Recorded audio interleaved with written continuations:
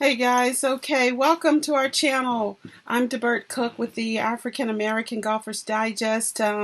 If you guys have just recently found out about us, thanks so much for looking us over, and I hope you like what you see. Be sure to subscribe to the magazine. After 16 years, we're serving still 80,000 readers every issue that's published, and I hope that you'll continue to support the publication and all that we do to help bring more news and information and all that's happening in the world of golf among avid black golfers. We're the only channel and the only magazine that's doing that right now. So I appreciate everything that you guys are doing to support us, to support our publication, the events that we have, all the activities that we are engaged in. It's making a difference to help grow this game among African Americans and to help us to increase our participation overall. Today, I've got a special guest with us. It's my executive editor, Mr. James Beatty, who's in Omaha, Nebraska this morning. James, thanks for joining us. How are you doing today? It's my pleasure. It's my pleasure to join, and I hope everyone had a very happy and fulfilling Thanksgiving. Yeah, it looks like this year's going so quick, you know? Everything's just passing by so quickly. It Um, is. I know that you worked on a special report that we were doing to help bring more news and attention to what's happening in diversity and all the golf organizations that are involved. Tell us a little bit about the report that we released to our readers. If you're not familiar with it, readers, it was our diversity report on golf organizations, and we put together, Jim did a very substantial job in putting together information on what's happening in the game of golf with diversity. You want to speak to that, Jim? Yes, Bert, thank you very much. The article was entitled "We Are Not Golf Yet," and the title was based on the fact that "We Are Not Golf" is the name of the organization in which the golf diversity efforts are under that umbrella. Obviously, I put the yet in, hopeful that we will be golf at all levels at some point. So what I did was take a look at 15 of the organizations that are involved in We Are Golf from the committee standpoint, from the board standpoint. I was curious to see what their own diversity efforts look like from a senior management standpoint and from a board of directors standpoint. So I want to say at the onset that this report was done out of my respect and love for the game, but also my analytical side, wanting to see who's doing what, how they're doing it, and how can all of these efforts be improved. So that was the basis, the foundation of the article. And what I did was review each of the 15 organizations, again, that serve on the board or are represented in We Are Golf, to take a look at what their diversity efforts look like, especially at the senior management and policymaking board level. And the results, as we stated in the article, were very interesting, certainly disappointing, but to some extent, I would say it gave me a glimpse, and hopefully our readers a glimpse as to how and why decisions are being made that affect all of golf, but especially that affect African Americans. Yeah, that's very interesting too. Because what happened, we sent out the e-blast on last week to everyone. They can see it on the screen here now. And we were announcing the We Are Not Golf Yet article that was going to come out, and the special report that we were including for public viewing. In-depth reporting that you did, and investigation, Jim, to let everyone know exactly what's happening with regards to the boards and the participation by executives who are African American in the golf industry. And I know once we went over this report together, I was just so astounded myself to see so many zeros that were on this report, showing that African Americans are not reflected in the participation at the decision making level. So you can imagine, once people get a hold of this report and they take a look through it, it's on our website. So everyone has an opportunity to take a look at that report and see exactly how many zeros there are in the golf industry with African American participation. Jim, do you want to just go through some of the organizations that were listed in your chart? I'll put it back up so that people can take a look at it. Sure. We, of course, identified 15 organizations, and I won't list all of them, but the major ones, of course, are there.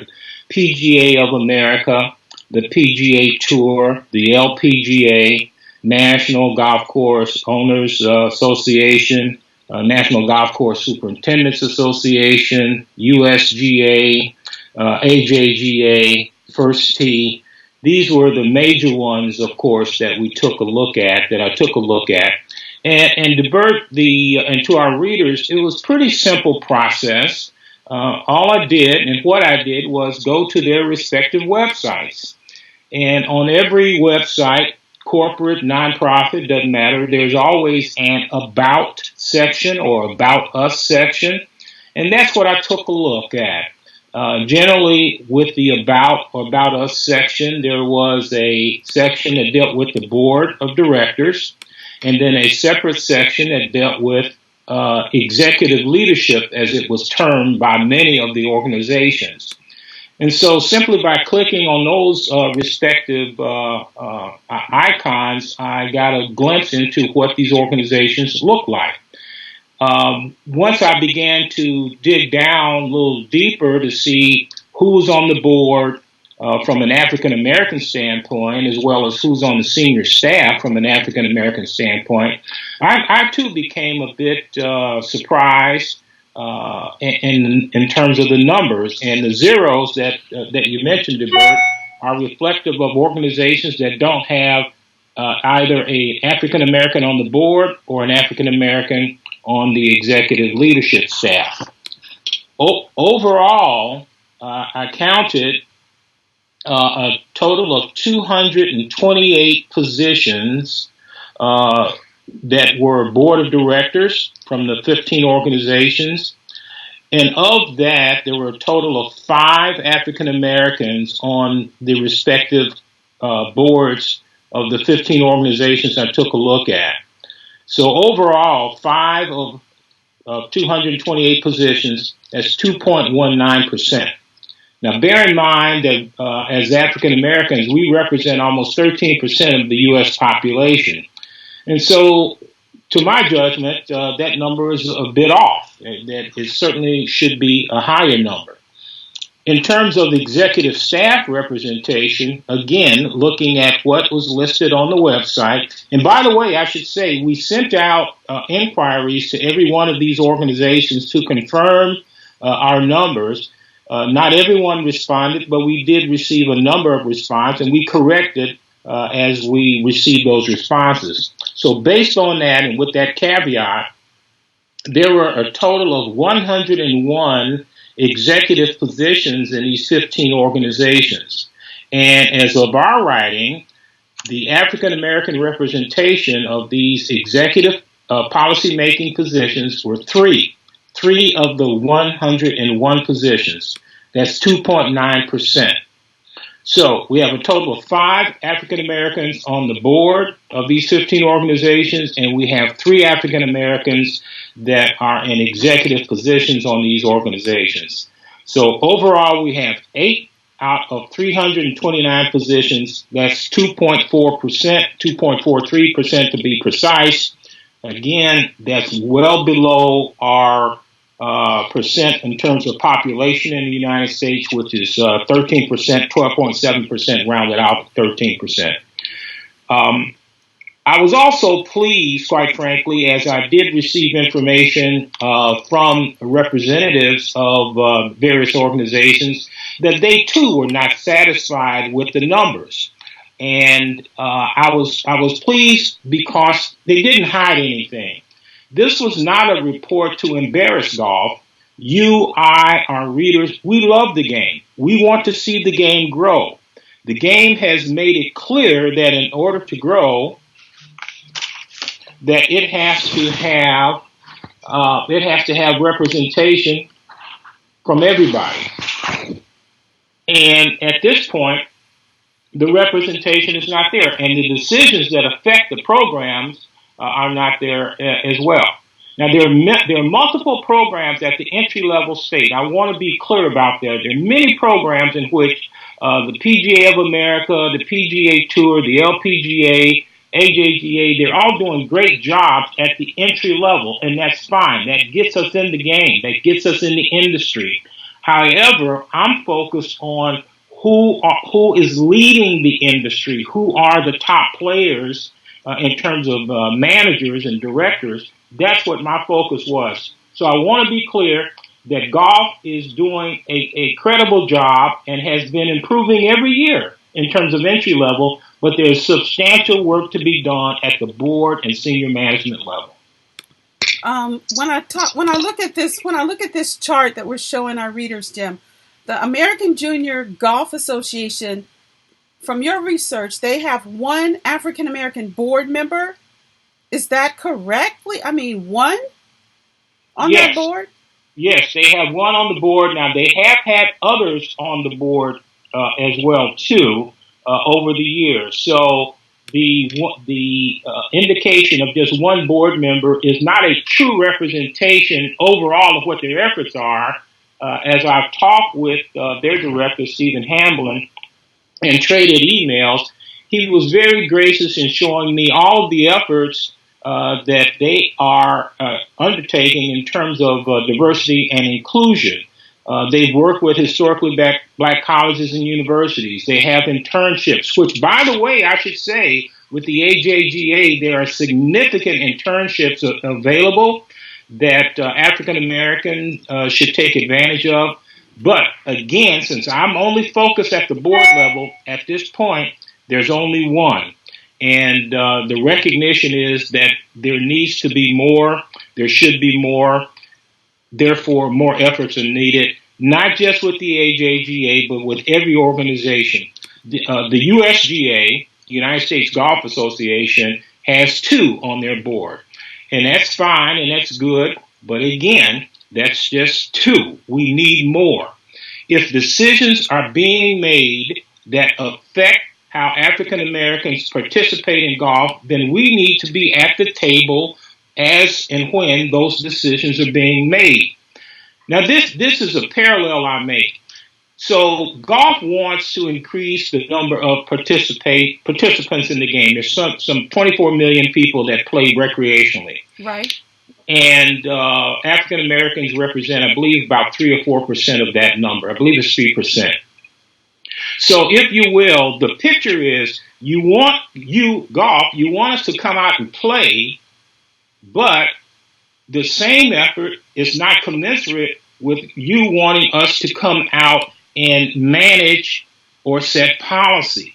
So there's a bit of a dichotomy there that I feel needs to be addressed. And I make some recommendations, Debert, in the article on how I believe the golf industry should go forth in adopting these recommendations to remedy what I feel is a problem. Now, I've got a chart up that shows the corporate Fortune 500s and how they're reflected with their participation among African Americans, so that our readers can just sort of compare what's happening in the corporate arena and what's happening in the golf industry's corporate arena. You want to speak to that? Absolutely. That's very significant. The growth in terms of board membership by African Americans in corporate America is at a little over 11%. The representation of African Americans in golf boards of the 15 organizations. Now, again, I want to stress there's more organizations out there. I only chose 15. But I don't think that the numbers would substantially change. So the representation among golf is 2%, a little over 2%. So the representation of African Americans in corporate boards is 5 times the rate that it is on when compared to golf. Wow. Is significant. So if corporate America, who, by the way, are sponsors of golf tournaments, golf outings, they're sponsors on professional events and what have you, if corporate America has seen fit to make this substantial increase in the number of African Americans on boards, then I feel golf should follow, and follow very closely, and follow right now. Quite frankly, since the Caucasian-only rule, which addressed African American and people of color membership in golf, was eliminated in 1961 to allow for black golfers to play. That same rule, it seems to me, there's vestiges, as I said in the article, of that rule still in existence. Why aren't we better represented at the higher levels of golf? Mm-hmm. One of the best answers I received when I posed that question was from the PGA Tour, Alison Keller. She talked quite a bit about the intentionality. Mm-hmm. In other words, if this is not an intentional effort by an organization to go out and find black candidates and other candidates of color, it's not going to happen. It has to be intentional. It's not going to happen by osmosis or by accident. It has to be intentional. Without that intentionality, it simply is not going to happen. That's why I ask and I recommend that the golf industry adopt what I have termed as the Lewis-Sifford guidelines, named after Joe Louis and Charlie Sifford. I picked these two particular gentlemen because they were absolute outstanding leaders, in my opinion, and role models for the game of golf. Of course, Joe Louis being the first person of color to play in a PGA sanctioned event. And Charlie Sifford, my goodness, what he endured to receive his card and to play. To me, those two gentlemen represented an outstanding effort, and that's why I call it the Lewis-Sifford guidelines. I've asked these organizations to formally adopt these Lewis-Sifford guidelines as their guiding principles to fill board and staff positions with African Americans. And again, I'm talking senior staff positions. I'm asking them to pass a resolution to adopt these guidelines. I'm asking them to issue a news release. Of course, that release should go to African American Golfers Digest first, and then the rest of the world. To publicize the adoption of these guidelines, and then to be an example for other organizations. This is not being done at the detriment of other guidelines that they use for diversity, but it is an acknowledgement that they are woefully behind as it relates to African Americans in that regard for senior management and board positions. There are no, here's a stat that was troubling. There are no African American females that serve in executive positions in the golf in the 15 organizations that I reviewed. 0 African American females, and only 1 African American female on the board of directors, and that, of course, is our outstanding Renee Powell.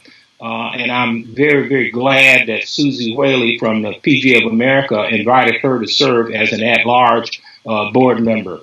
So we have, not only are we underrepresented as African Americans, we are significantly underrepresented in terms of African American female representation on boards as well as in executive positions. Wow, that's really something, in this day and age, to see that after all of the sacrifices and all of the advances that we've made in golf, we are still so far behind in the game when it comes to being at the decision-making level.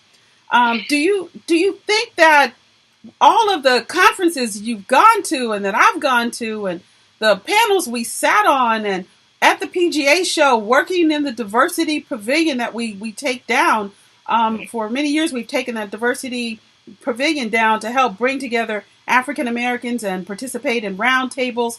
Do you think any of that has helped to push anything along, or is all of our work just been in vain with these efforts, Jim? I mean, it costs money for us to participate in these programs, to go to the conferences, and they're usually held during some big PGA event where, our attendance is even gaining them more revenue. We bring our people and bring these readers down for the conferences. They pay registration fees. They've got to fly on the airlines. They've got to stay in hotels. And then to set up our exhibits, All that is costing us money just so that we can participate on the roundtable that is supposed to include more diversity and inclusion and give them suggestions and recommendations. I mean, you have given the PGA and all these 15 organizations that are now trying to decide how are they going to move forward after our report has come out. We have given them so many suggestions, Jim. What's going to happen? I mean, why are we doing all of this? And if the numbers are still 0, 0, 0, and then one on the board here, one on the board there, I don't know. What is your take on all of that? Well, you bring up excellent points, Debert. Yes, you and I have attended a number of different conferences over the years. We've seen other African Americans at these conferences, and I think we all come to these conferences with a hope and a goal that the industry will respond to us, take us seriously, if you will, and begin to address the needs as we feel that we have them and what we want to see done. We do have to continue that, but I believe that we have to become more intentional in our efforts, more specific in terms of what we want to see. We've got to be clearer to the golf industry that we don't want just admittance to these shows and exhibitions. We want to see results as a consequence of us attending. We want to see results as a consequence of us being involved in these task force and initiatives and what have you. And while it's encouraging to have our participation, it simply is not enough. It's just not enough to have our participation. And you point out the very reason why I wrote the article. Unless we are at the planning table with these organizations, unless we are part of their daily operational setting goals and objectives, then the tendency is that we're going to become overlooked. Again, as it has been stated, unless there is planned intentionality on the part of these organizations, and I mean the senior leadership of these organizations to include African Americans and other people of color, it simply will not happen. And so the very game that they want us to adopt, the very game that they want us to play, the very game that they want us to spend money on, they have to reciprocate and have us involved in the game in proportionate levels. It is unconscionable that we are not a part of the senior leadership of the industry in the numbers in which we are represented in the population. And then when you see what corporate America has done versus golf, it really is an atrocity and has to be addressed. Now, again, we say all of these things and we do these things. We spend the money because we love the game. We spend money to go to the conferences. We spend money on lodging, hotels, car rentals, you name it. We go there because we want to participate. We're simply saying to golf, get us involved and at the highest levels. Well, Jim, I know that the efforts that we put forth in the magazine, the articles we've put out for the last 16 years, we have engaged so many readers, and I get comments and responses on the back end, people offering solutions that have been offered before, but since they're not active in the industry, they don't know we've been pushing for these same type of efforts. And I just wonder if, this time the PGA will really take a look at our report, take a look at how involved that African Americans want to be in the industry and start to make significant change. Only time is going to tell. And I mean, since the clause, the PGA had the clause where we couldn't even play in the game, we've made a lot of inroads in having some of the top people involved in golf, but it doesn't seem to last. And it seems to be that some of the executives that are put in these positions by some of the organizations, they aren't some of the best, most experienced African American candidates. And it's like they have been set up to fail when they're put in these executive roles. I don't know if you've noticed it, but there's been such a high turnaround in some of these executive levels that they've been appointing African Americans to. And I'm wondering if that is something that's really just deliberate. Is that deliberate? They're putting these African Americans in roles that they're not really prepared for, or they're appointing or moving up non-African Americans into diversity roles when, the diversity role is supposed to include African Americans. Can you speak to that a little for me? Debert, is certainly the questions you pose are absolutely legitimate, and it comes back to me, in my mind, to one thing: intentionality, and you have to be serious and honest with that. So I'm reminded of a phrase: if you continue to do what you've always done, you'll continue to get what you've always gotten. Right. So if you don't change anything, nothing. By intentionality, if you change nothing, then nothing's going to happen. Golf, its leaders have to make a change. What we have suggested is increase the number of executive positions, increase the number of board positions, actively seek candidates for these respective positions on the staff and the board. And by the way, let me say here, one is not enough. Too many of us in this country have been the only one at some time or another. And so please, golf industry, hear me clearly on this. Appointing one is not enough. That's not enough. That one person should not have the full weight of an entire nation on their backs. There needs to be several people on the board. If diversity, as stated in the Deloitte report, Deloitte put out a tremendous report on diversity and executive management. And Deloitte, who is a sponsor of golf events, if they have said it in their corporate report and they have stated that diversity is essential to growth and development of their corporation as well as of their clientele, if golf sponsors can come to this conclusion, then golf must come to that same conclusion. And we need to see, and we need to report on, Debert, we need to report on progress on a regular basis with this as a timeline, a basis of where we stand now. 5 board positions and 3 senior staff positions. We can count our input on 2 hands, Debert. That's not even a full grip in golf. In fact, golf should penalize itself. This would be called slow play if you were playing golf. This would be called slow play, and you would be penalized a stroke, at least a stroke, if not more, if golf were a player, which is the analogy I make, right? Golf is a player. If we were playing a game of golf and we took this kind of time, we would be penalized stroke play, match play. We lose a hole, we could lose the match. Golf's got to step its game up, as I state, for the good of the game. Well, thank you so much, Jim. I really appreciate you being here today and sharing the interesting aspects of the report. What we're going to do is I'm going to put the description down in the bottom, guys. So just look down in the description of this video and you'll find the link to where you can actually see the entire report that's been produced by our executive editor, Jim Beatty. And you'll be also able to download all of the charts that were shown in this video so that you can see some of the participation levels. In the meantime, stay tuned. We're going to be doing a couple more interviews. We're going to follow up on this topic.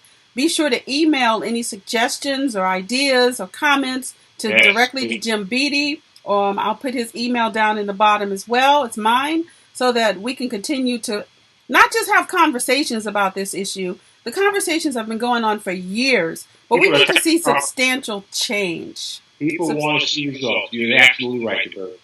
And that'll wrap it up. We've been about a half an hour on here, so I hope you guys were not too long. And thank you so much for your participation and attention to it. So we'll wrap this up, Jim, and I look forward to talking to all you guys again soon. Thank you so much. I appreciate it. Let's change in this industry.